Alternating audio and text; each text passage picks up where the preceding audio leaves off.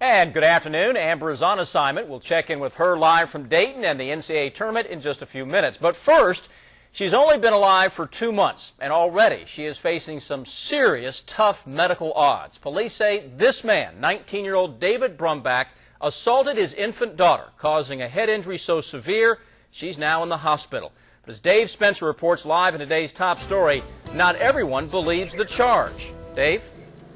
Sam, earlier today I spoke with the baby's mother, Sarah, by phone, and she says her 2-month-old child, Mackenzie, is doing much better than when she was originally brought to the hospital. Sarah says her daughter is still in the hospital, this after the baby's father shook the baby, causing life-threatening injuries.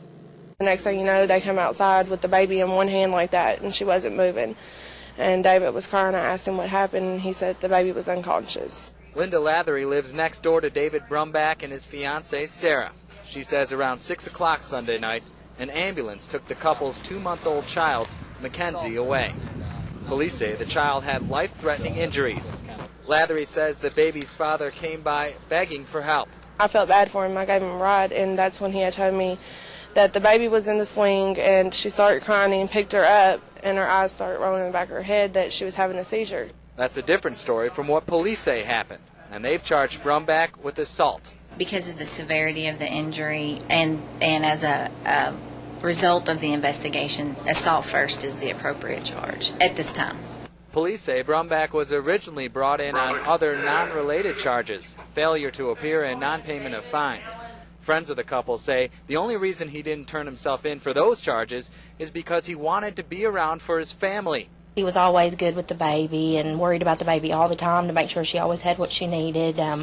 Just a good boy, real good boy. I just don't see him doing anything wrong.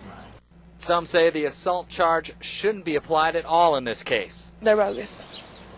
I think they should investigate it further. You know, if anything, maybe an accident happened, and David's just scared to say that, you know, an accident happened.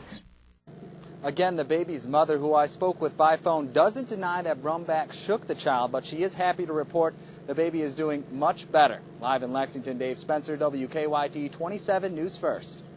And the mother tells News First if and when Mackenzie recovers, she plans to take full custody of the child.